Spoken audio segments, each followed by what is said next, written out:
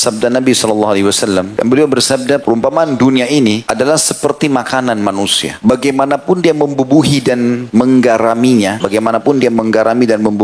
lihat kemana akhir jalur makanan itu. Maksudnya kotoran. Juga sahabat Nabi pernah ditanya oleh Nabi SAW, ya Rasulullah. Kata Nabi SAW kepada Dahhak radhiyallahu anhu, Nabi SAW tanya, wahai Dahhak, apa makanan dan minumanmu? Kebetulan Dahhak ini orang kaya. Kata beliau, al-laham wal-laban ya Rasulullah. Saya selalu makan daging dan minum susu. Umumnya orang sudah tahu makan daging, minum susu ini adalah makanan orang yang dianggap punya duit gitu kan. Maka kata Nabi SAW, kemudian kemana? Thumma ila madza yasir? Kemana nanti setelah itu? Maka sahabat Dahhak ini dengan sopan mengatakan, ila ma qad alimta ya Rasulullah. Kepada sesuatu yang Anda sudah tahu ya Rasulullah. Beliau tidak bilang kotoran sebagai kata santun. Anda sudah tahu ya Rasulullah jadi apa? Masa jadi tinja? Yang makanan yang minumannya jadi air seni. Dibuang semuanya. Kata Nabi SAW, sesungguhnya Allah telah memberikan perumpamaan dunia kalian seperti kotoran itu. Artinya teman-teman sekalian, orang yang sudah lunak hatinya beriman kepada Allah, apapun yang luput darinya di muka bumi ini kecil bagi dia. Mau orang yang dia cintai meninggal, mau hartanya hilang, cobaan apapun, dia terima. Dia yakin semua itu di belakangnya ada hikmah yang Allah inginkan. Sebagian salafus soleh teman-teman, kalau berjalan waktu cukup lama dan mereka merasa tidak ada cobaan, mereka malah beristighfar kepada Allah. Karena mereka merasa dengan cobaan bisa memangkas umurnya untuk dekatkan diri kepada Allah Subhanahu wa taala. Dan cinta dunia berlebihan ini akan mematikan hati tentunya. Akhirnya sikut sana sikut sini, riba,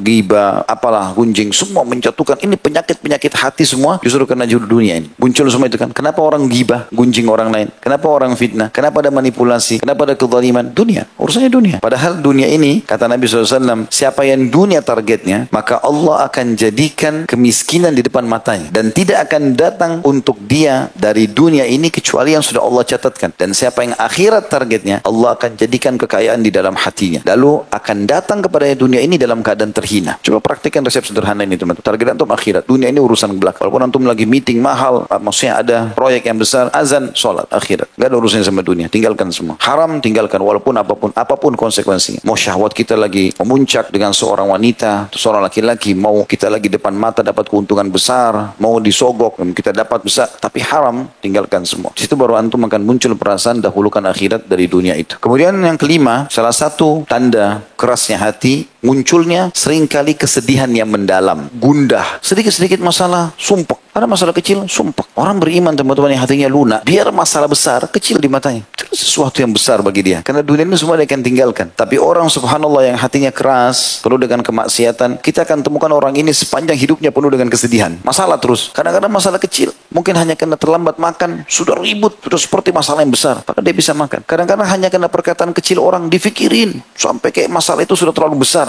Padahal tidak ada masalah. Orang beriman, seberat apapun cobaannya bagi dia kecil. Dia tahu, kullan yusibana illa ma kataballahu lana. Dalam ayat. Orang beriman selalu mengatakan, kata Nabi SAW, kata Allah SWT, katakan, hai Muhammad, ajarkan kepada mereka. Kullan yusibana illa ma kataballahu lana. Tidak ada sesuatu yang menimpa kami kecuali yang sudah Allah catatkan bagi kami. Maka bagi mereka penerimaan saja. Pasti di belakang itu semua ada hikmah. Jadi rasa sedih yang mendalam, ya, gundah, gelisah, semua itu akan ada dengan orang yang hatinya keras. Tapi kalau orang beriman, dia akan tenang. Yang keenam, bertambah dan meningkatnya kemaksiatannya. Jadi kita akan temukan orang-orang yang hatinya keras itu justru selalu programnya dari dosa ke dosa apa lagi, dari menipu jenis apa lagi, terus begitu. Dan terus meningkat kemaksiatannya itu. Misalnya hari ini dia gandeng tangannya perempuan itu, besok dia cium, lusa dia zina. Selepas itu dia buka lagi pintu dengan perempuan lain, dia buka lagi sama laki-laki lain, terus bertambah. Itu tanda kekerasan hati. Kalau orang ada imannya walaupun sedikit teman-teman, kapan dia buat dosa ketakutannya luar biasa. Itu yang Nabi SAW katakan. Orang mukmin itu kalau dia melakukan satu dosa, dia anggap seperti sebuah gunung yang besar di pundaknya. Ketakutannya luar biasa. Tadi tersentuh perempuan bukan mahram, sampai kadang-kadang merinding rasanya karena melakukan kesalahan itu. Ya, mungkin seorang muslim kalau iman sudah dalam hatinya, terbuka sedikit hijabnya, takutnya luar biasa.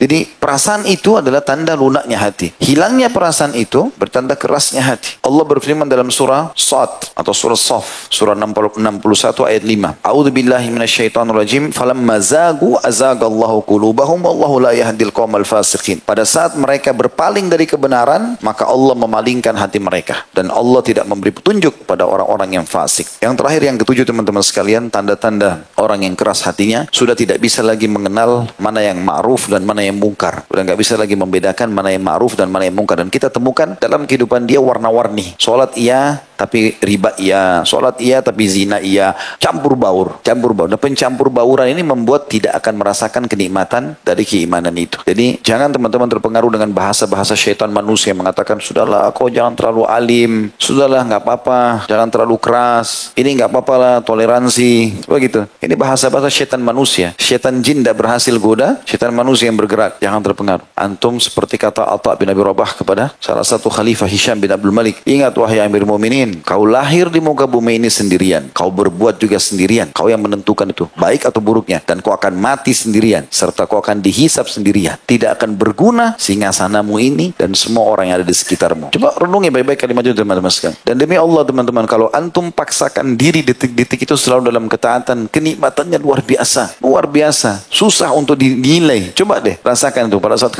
iman kita lagi puncak, itu ada kenikmatan yang tidak bisa dinilai dengan uang. Rasanya tentram. Biar capek teman-teman, bangun malam kita terkaget. Bangun. Baru 2 jam tidur terkaget. Dan perasaan mau pengen sholat. Ada perasaan itu. Allah SWT berikan kepada kita itu kemudahan. Biar kita lagi butuh, kita bantu orang lain. Biar lagi padat waktu, tetap luangin waktu baca Quran. Ada sesuatu yang Allah kasih. Dan amal soleh itu akan punya saudara-saudara. Sebagaimana perkataan Urwah bin Zubair rahimahullah. Salah satu ulama tabi'in masyhur. Dia mengatakan, kalau kau melihat kebaikan pada seseorang, ketahuilah kebaikan itu punya saudara-saudara. Dan kalau kau lihat, walaupun dia di mata orang dianggap buruk, dan ketahuilah kalau seseorang melakukan perbuatan kemaksiatan, ketahuilah ada saudara-saudaranya. Walaupun dia di mata orang baik. Hati-hati teman-teman. Dalam diri kita yang melekat, yang menjadi sahabat kita, amal soleh saja. Nggak ada pintu buat maksiat. Harus azam. Dan itu di tangan antum keputusannya. Harus tentukan. Cukup. Masa lalu yang berlalu selesai. Sekarang ke depan. Demi Allah nggak ada waktu ini. Ya? Jangan main-main. Nggak ada waktu. Waktu antum terbatas. Nanti kalau meninggal baru nyesel. Mumpung malam ini Allah sampaikan di telinga antum dan hati antum, hati-hati. Ambil pelajaran dan kerjakan. Dan ingat pesan ini, Allah teman-teman. Demi Allah kita,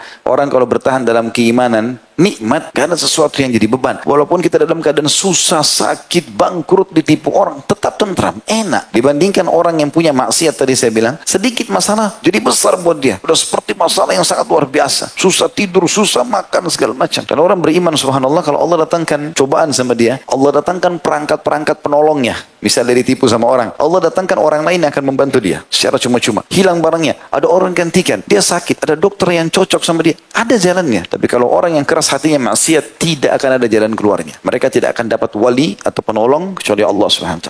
Atau dari Allah SWT ingin tolong, tapi kalau tidak akan mungkin. Kalau mereka masih tidak akan ditolong oleh Allah Subhanahu wa taala. Uhibbul wafa'a bi syatta suwar.